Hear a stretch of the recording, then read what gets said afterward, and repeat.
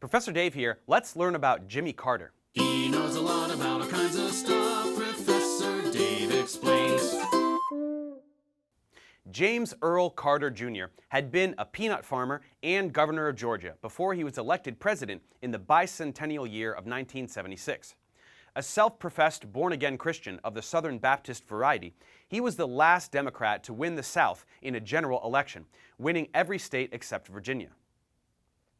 On his first day in office, Carter ordered a sweeping amnesty for all Vietnam War protesters, vowing to remove the trappings of the so-called imperial presidency. He was a visionary when it came to his search for alternatives to fossil fuels, the first president to actively propose alternative sources of power, creating the Department of Energy and even installing solar panels on the roof of the White House. But his refusal to play by traditional Washington rules of trading favors and passing pork barrel legislation soured many Democrats and drove off many potential allies who saw him as self-righteous, a personality trait that would eventually alienate voters and lead to his defeat. Carter was a victim of the stagnant economy and high inflation that plagued every administration from the Vietnam era onwards. The second oil embargo in 1979 had a catastrophic impact, just as the first did in 1973, bringing rising prices, long lines at gas stations, shortages of fuel, and gas rationing. Moreover, after years of protest and activism, the disco culture of the mid to late 70s replaced the discredited hippie counterculture and resulted in a severe rejection of hippie anti-materialism, love, communal life, and spiritual enlightenment in favor of a trendy hedonism, embracing money, materialism, cocaine, and elitist lifestyles.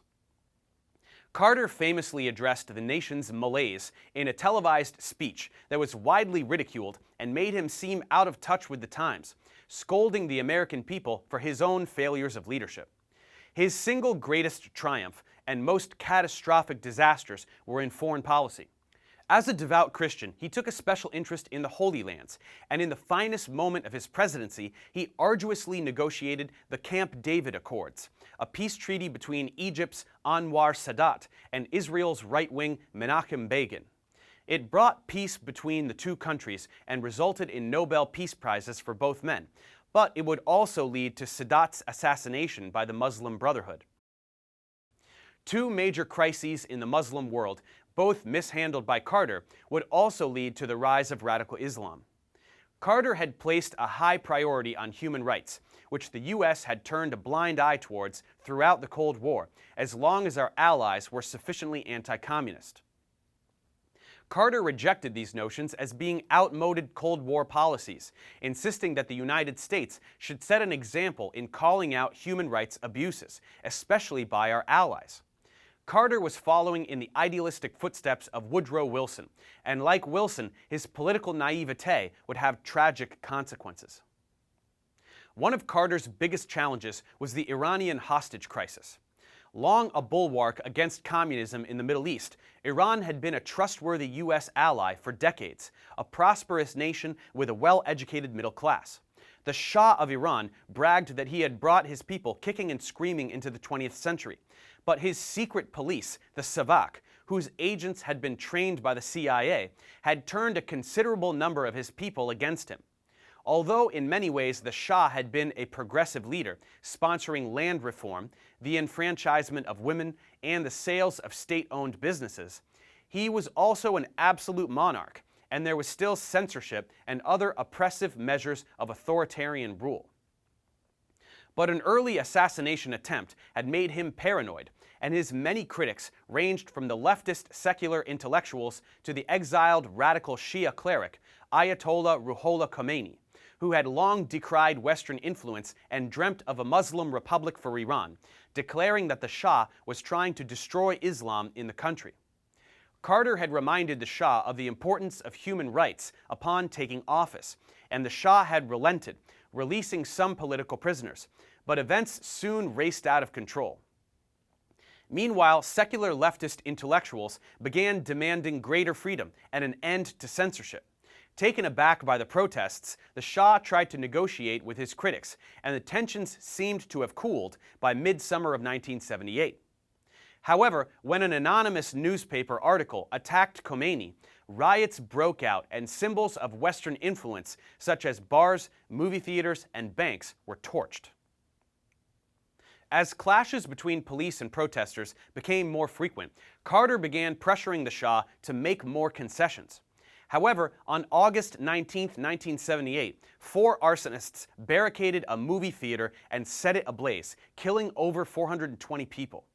The Shah was blamed and riots erupted once more, the crowds chanting, "Burn the Shah" and "Death to the Shah."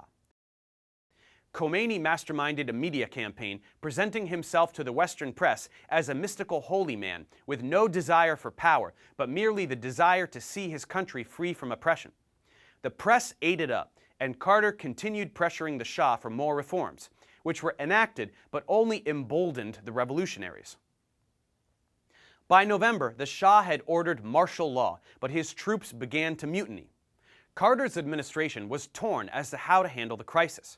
A cable from the ambassador William Sullivan of Iran warned of the inevitable fall of the Shah and that the U.S. should facilitate his abdication. National Security Advisor Zbigniew Brzezinksi was adamantly opposed, while the Secretary of State Cyrus Vance and Ambassador Sullivan saw Khomeini as a moderate who wished to establish a democracy. This split in the administration was mirrored in Iran, when a top-ranking American general went to Iran to check out Iranian military support for a coup. The Shah appointed a new prime minister and then went into exile in January 1979. The new prime minister, Shapur Bakhtiar, went about dismantling the Shah's regime, freeing all political prisoners, dissolving the SAVAK, and welcoming Khomeini to return to Iran. But Khomeini soon outmaneuvered him. Though the Ayatollah had repeatedly said he had no interest in power, immediately upon his return, he announced he was establishing Sharia law and appointed his own prime minister. Within a month, Bakhtiar fled the country, only to be assassinated by an agent of the Iranian Islamic Republic 12 years later.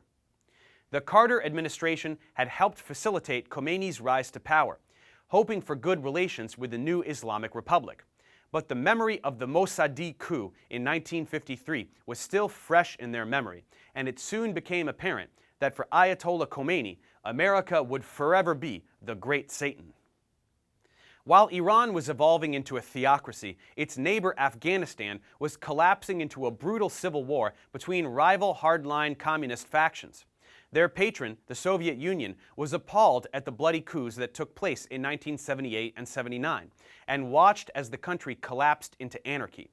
The Afghan leader Hafizullah Amin begged the Soviets for assistance, and on Christmas of 1979, the USSR sent troops into the country to help stabilize the warring country. Carter was seemingly caught completely off guard by the invasion and felt betrayed by the Russian incursion, although some scholars argue this outrage was for show and that the administration was luring the Soviets into invading. Either way, Carter worried that with 2 neighboring Islamic states in turmoil, the entire region could erupt, and he sent American destroyers to guard the strategic Straits of Hormuz, the major shipping lane of oil to the west. Urged on by the hawkish Brzezinksi, Carter slapped sanctions on the Soviets and called for a boycott of the 1980 Summer Olympics in Moscow. The decade of softened relations between the 2 superpowers was over. Brzezinski also urged the support of the Mujahideen, the Islamic resistance to the secular atheist communists. This holy war against the godless Soviets, as well as the Iranian Revolution, would radicalize groups of Muslims around the world. Much of Carter's surprised reaction to the Soviet invasion was due to his preoccupation with events in Iran.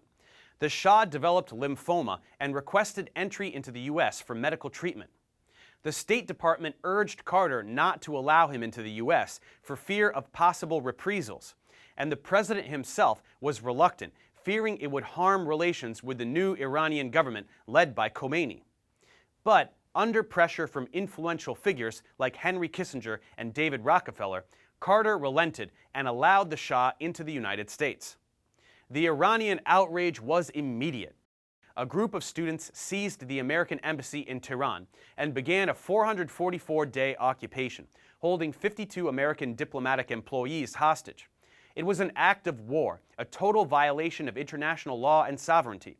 Overnight, the United States was plunged into its most intense international incident since the Cuban Missile Crisis. Resisting cries to declare war, Carter maintained his commitment to negotiate the release of the hostages. Initially, the students, with Khomeini's support, demanded the Shah be returned to Iran and stand trial as a condition for the release of the hostages. But the Shah's death reduced their motivation to release the captives, and the Iranians took delight in negotiating humiliating terms for their release, only to have the Ayatollah veto any deal at the last minute. Images of trash being emptied on American flags and reports of beatings and torture outraged the American public. On April 24, 1980, a rescue attempt ended in failure as American helicopters sent to free the hostages crashed in the Iranian desert during a sandstorm. Carter's chances for re-election died in the desert sands of Iran that day, and though he defeated Ted Kennedy for the Democratic nomination, he lost the general election in a landslide to Ronald Reagan. Although rated as one of the weaker presidents, Jimmy Carter would find his true calling as an ex-president. In this, he ranks as one of the most influential former American heads of state in U.S. history. Not content to sit on boards or write his memoirs, Carter never left the world stage, but instead reinvented presidential retirement. He founded the Carter Center, which became a respected think tank for defending human rights and finding solutions to alleviate suffering around the world, especially in developing nations. It has mediated international conflicts, monitored 96 elections in 38 countries, resolved conflicts in many nations, and helped to completely eradicate guinea worm disease, which once affected millions. For his ceaseless efforts in promoting world peace, Jimmy Carter was awarded the Nobel Peace Prize in 2002, the only former president to have been so honored. In recent years, Carter has criticized Israel for breaking treaties and its human rights violations regarding the Palestinian territories, calling it an apartheid state. He has also criticized both Democratic and Republican administrations for the Guantanamo Bay detention camp tortures, the NSA domestic surveillance programs, and the growing income inequality and eradication of the American middle class, saying in 2015 that the United States is now an oligarchy with unlimited political bribery. Although historians rank Carter's presidency low, his post-presidency has been the most exemplary in American history, the moral conscience of a troubled time.